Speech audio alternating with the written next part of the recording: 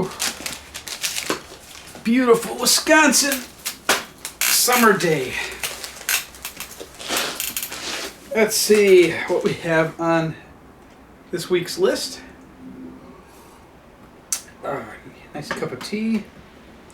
Let's see, weekly news update, although it is a bit late. We had some nice weather this past weekend.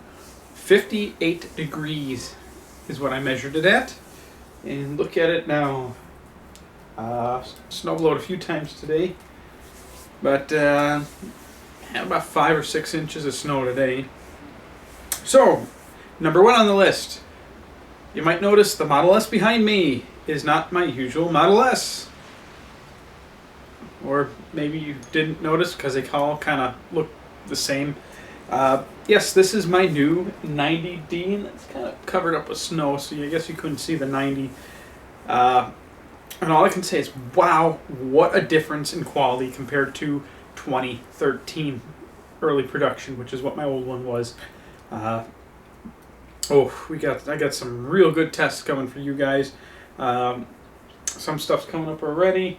If it wouldn't have snowed today, I would have taken a little trip either to the supercharger station or a functional Chademo station and started filming an update. Some of you remember I had done a for the 60 and 85 kilowatt hour packs. I did charger times from 10% to 80% and put them in a mashup video so you could compare how many miles gained back for the amount of time charging in comparison with each battery size. So I would like to add the 90 kilowatt hour battery pack to that video. Then we'd have 3 different battery packs on a 9-way split screen, dual charger on HPWC, Chademo, and supercharger. I'd also like to add the 70 kilowatt hour battery pack to the mix. I just can't seem to find anybody with a 70 kilowatt hour battery pack for me to test. So I will be adding the 90 kilowatt hour battery pack to compare with both of the now discontinued previous packs, which are the 60 and 85 kilowatt hour packs, which are discontinued worldwide. Next, I have uploaded a seat wear video. My old Model S had 80,000 miles, just a few over 80,000 miles when I dropped it off, and 80,000 miles in 2.5 years. I kind of took it easy because I had to pony up cash for the mileage I put on towards the end there. But considering all things considered, the textile seats had virtually no wear, no real noticeable wear. And of course, somebody's calling me once I start doing a video. They'll have to wait. So that video is up. Check it out to see how well the textile seats wear. In fact, the service center was considering keeping that car to show people what the wear level is like after 80,000 miles in 2.5 years. Which the interior of my car, yeah, the kids put footprints, dings everywhere. But you know what? I clean it up and I take care of my stuff. I mean, it looked brand new on the interior of that car when I brought it in.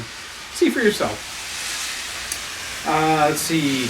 Current firmware update as of middle of last week updates and addresses a number of different bugs, such as touchscreens not responding after coming out of sleep, and I think something on dealing with autopilot features not available or disabled. It is now March 1st, although this is backdating. I'm backdating this video to last Friday. Usually I date my videos weekly, and all this news is pretty much from Friday and Saturday. But it's March 1st, and we still don't know when the Model 3 event is going to happen. And it's supposed to happen before the end of March. I mean, we're getting really close. It would really be nice to know when we have to make our travel arrangements. I have in the works a destination charging commercial. I'll be doing, I got some destination charging brochures from Tesla. They FedEx them to me. And I would like to make a destination charging video that those of you out there can provide and show to prospective destination locations such as hotels, restaurants, grocery stores, so on and so forth, why it would benefit them to have a charging station at their location with extra business they might get because of it. I'm still doing a lot of interesting tests, and I'm getting some interesting results on the two Model S 85 kilowatt hour battery pack cells that were, there's two cells that were pulled from an 85 kilowatt battery pack. And I was gonna just do how can I put it, a video just showing as I go, but I figured why do a ton of small videos. Once I have about 100 cycles through the cells and a pretty good baseline, then I will do a video on that. I'm recording as I go. Let's see. Model X sets world record for fastest production SUV for 0 to 60 in 3.2 seconds in ludicrous mode. Let's see next. Now that I have the new Model S, I was looking into doing Xpel or Opticoat on it. Just after my experience with the first Model S and how poor the quality of the paint is, and let me stress, the paint job is excellent. Excellent paint job.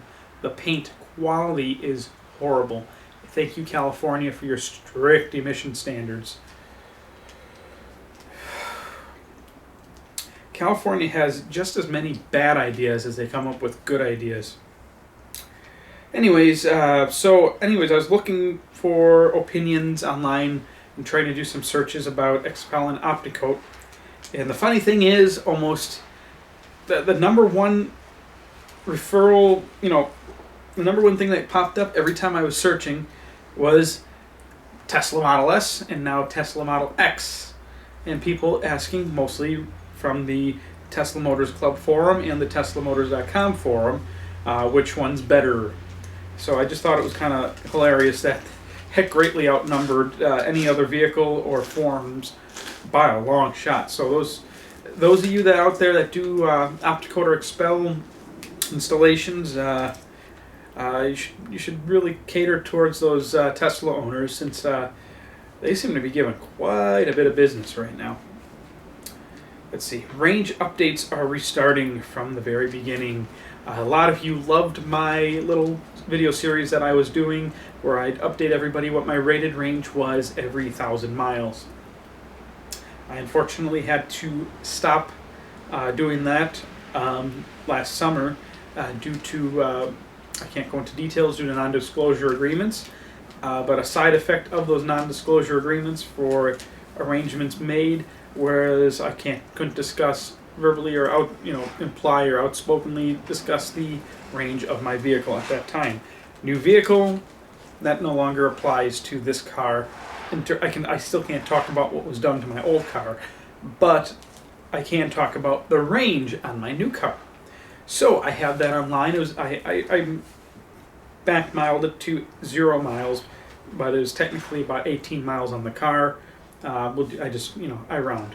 Can't get exact. Just like 42,100 miles, and I do the range update video. Okay, I'm a little off. Down, round it down to 41,000, so on and so forth. You get the idea. And it was impressive that I had gotten 294 rated miles on a charge, and when I left the Highland Park Service and Sales Center, I was able to drive about 2 miles before that first mile just kind of clicked off. And on the freeway, you guys can watch my pickup video. I put that on here. Yes, I had done a nice long pickup video from Highland Park all the way to my favorite Chinese restaurant, Lychee Garden. Oh, it's our 1-year anniversary, 90D. I love you. So you guys can watch my range on that as I go, and my very first drive. So that's all online. That video is just seems to be getting shared around everywhere. My Model X Founders car. Some of you remember from the first referral program, I won the option to purchase a Model X Founders car. However, I could not afford it, and Tesla would not let me use my referral credits. Otherwise, there'll probably be a Model X sitting there instead of a Model S, which would have been sweet. If I could have used the referral credits, I would have went for the X. But I couldn't, so I couldn't purchase the Model X Founders Edition for myself. However, a friend of mine did purchase my Model X Founders Edition. So he's paying for it, but I'm basically technically reselling it to him. And I will be present upon pickup, of course. So I'll be road tripping to the service center nearest him, where it's going to be dropped off, hopefully. And we'll be getting to do a few in-depth Model X Founders Edition videos. Remember, that thing's fully loaded. And that should be fun. Can't discuss who's going to be purchasing it yet. But it'll be fun. I'm sure he's watching this video right now. Hi. No, it's not John from Niagara Falls. John's looking at some of you might remember him from my Niagara Falls video. John's looking at getting a Model 3. So that will be awesome. Can't wait to see you in a Model 3, John. Autopilot hacks. I have come up already with 2 different little life hacks. I don't know what to call it. Hacks. Manipulations of the autopilot system. And once I can reproduce those on a clean video, I recorded them with my iPhone, but it didn't turn out. I mean, it's an iPhone. There's a reason I upgraded to a nice high-end camcorder like this. So I will be redoing those with my camcorder. And oh my god, do I got tons of autopilot tests for you guys coming. And finally, for this week, tire pressure monitoring system. For at least the next week, maybe week and a half, 2 weeks, you guys might see a tire pressure error on my stash when I do a video. Don't worry, there's nothing wrong with the car. It's getting a little cold out. I mean, it's only about 10 degrees out right now. But it's Wisconsin. I mean, this is like summer for us. Anyways, I put my Aero rims onto the 90D. I got my brand new stack of the rims that came with, the 19-inch rims that came with the car over there. Fortunately, yet unfortunately, the classic Model S and the newer Model S's use different tire pressure monitoring sensors inside the rims / tires. So, once I reset the TPMS system to see the new tires, now I got warnings because it thinks there's no tires on the car whatsoever. But on the bonus side, well, on the downside then, that means I'm going to have to get new sensors because I'm not going to take those new tires off the rims just to take the sensors out, to take those tires off the rims and put everything back on respectively. That's a pain in the ass. So I traded in my Powerwall for some more service credits. So this car is going to be going in for a dual charger install and the tire pressure and monitoring sensors within the next week and a half, 2 weeks, as soon as that dual charger arrives at Highland Park. I'll be using a few of my referral credits from my Powerwall, so I won't be taking the Powerwall. I'll be buying one, but I traded the Powerwall option for service credits, so I got another 3,500 in service credits. I could have used those before when I purchased this, but things just didn't work out. So, new tire sensors. On the bonus side, though, is the new tire sensors actually report each individual tire's pressure right onto your dash screen, so you can monitor your tire pressure, whereas the old ones did not do that. And that's it for this week. My fingers are now fully frozen, and my hot tea is now turning into iced tea. Despite the steam, it is pretty much cold. Talk to you guys all this Friday.